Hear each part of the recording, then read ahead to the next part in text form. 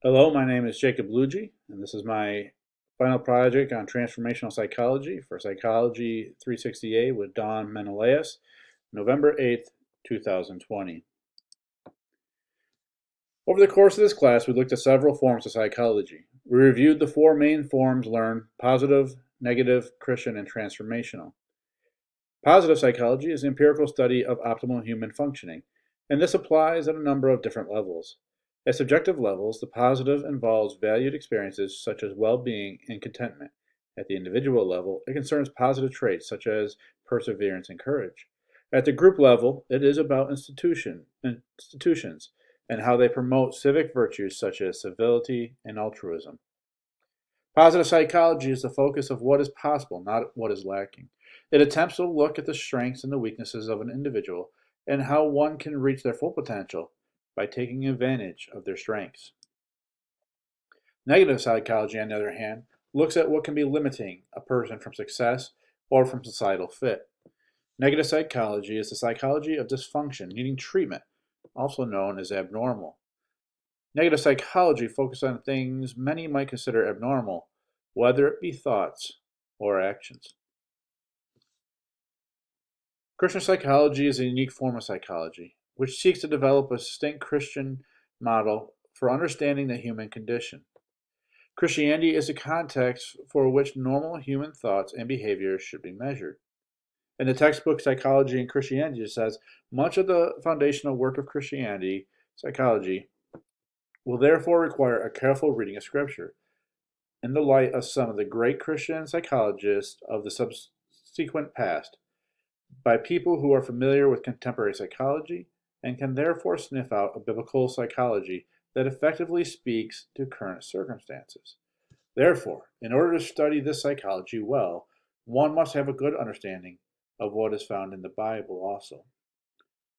Scripture found in Romans 12 here speaks to connecting psychology with Christianity. Do not be conformed to this world, but be transformed by the renewal of your minds, that by testing you may discern what the will of God, what is good and acceptable and perfect. Transformational psychology is the combination of psychology and Christianity, not just in an attempt to better understand human behavior, but to help connect our lives in meaningful and growing ways closer to that which God has called all humans. A worldview is the perspective an individual carries based on life experiences, family and individual values, and community norms. A worldview helps us to make determinations on right and wrong, normal and abnormal. My worldview has all the same things influencing it, but also includes Scripture as an influencer. This is important because there are things from a biblical perspective that contradict my life experiences, my family values, my community norms, and even my own individual values. However, because I hold a biblical worldview, I choose to agree with scriptural perspectives over those of immediate influence. Take, for example, one of the fruits of the Spirit, peace. Many who walk through life require life to be fair. Anytime something happens that is out of the norm or acceptable range can cause chaos and disruption to one's life. This disruption can be debilitating. However, I know that God is always in control, and even in moments of chaos or uncertainty, or even in times when I flat out disagree with God, I know that I can remain calm and trust because I know that God is God and He will handle all things. Another way my worldview is impacted by the fruit of the Spirit is found in gentleness. God has always seemed to place me in positions of influence and control. I have had the power to make decisions on initiatives, teams, and even employees' careers. I can save myself many headaches by making some simple choices to shut down initiatives, teams, and people that make things difficult for me.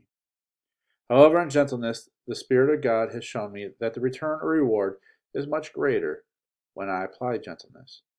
The impact is felt by all and not just for my own satisfaction. As for assumptions challenged by this course, I have to be honest, not much.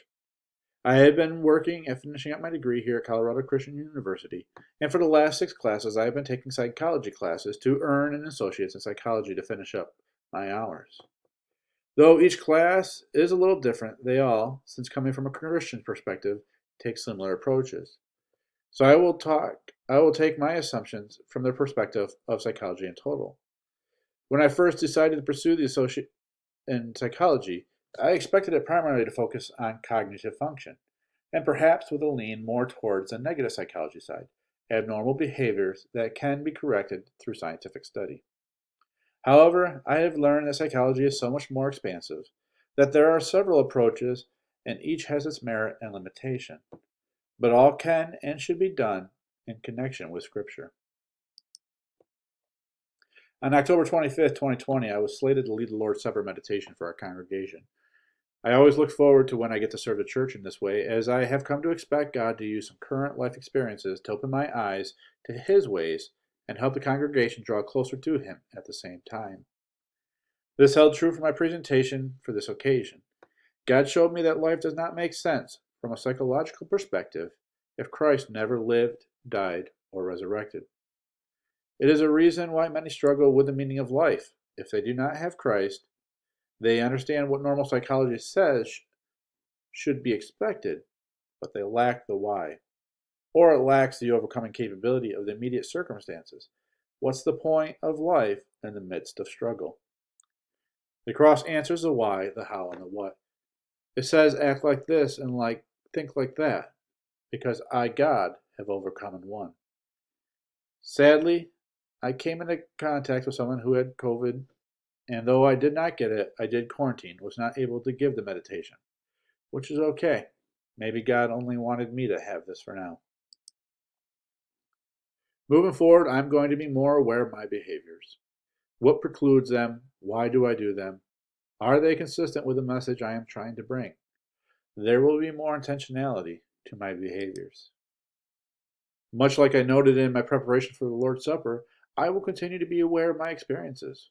What are the takeaways available to me? What is it that God is showing me that will help me understand myself, my community, and God better? And much like experiences, God does not waste the relationships He helps us create. Using empathy, I will seek to understand the worldviews of those around me so that I can better understand them and better relate to them.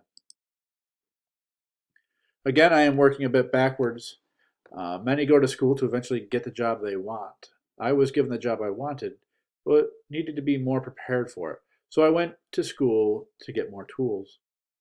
I will be using my learnings about transformational psychology and using it to help me build a stronger culture in the organization for which I work, hopefully helping as many of our employees as possible find true satisfaction in what they are doing. To do this, I'm going to start with spending more time in introspective biblical study. Where and how do I fit in the greater story of God? How can I best serve Him? And where can I best serve Him? The Shema is one of my favorite sections of Scripture. I have a young family, and I love the time that I get to spend with them discussing Scripture. I grew up without a Christian dad and had to learn much of what I know from stranger men at the church my mom brought me, many of which are not strangers anymore, and I still remain close to them to this day. So therefore, I cherish time as a father, spending time with my kids talking Scripture. I love taking moments in life and using them for advantage to show the majesty of God and help my family foster a love for Christ like I do. Finally, God has placed me in community. He did not call me to remain isolated in life, but to interact with those He places around me. I will, as stated before, seek to better understand the worldviews around me, so that I can share how the Christian worldview can and will be much more satisfying. I've appreciated my time in this course, and I've appreciated the things that I've learned. I look forward to applying Christian and transformational psychology more, and my understanding better of how to look at people's strengths to help them find success. Thank you. Here are my references.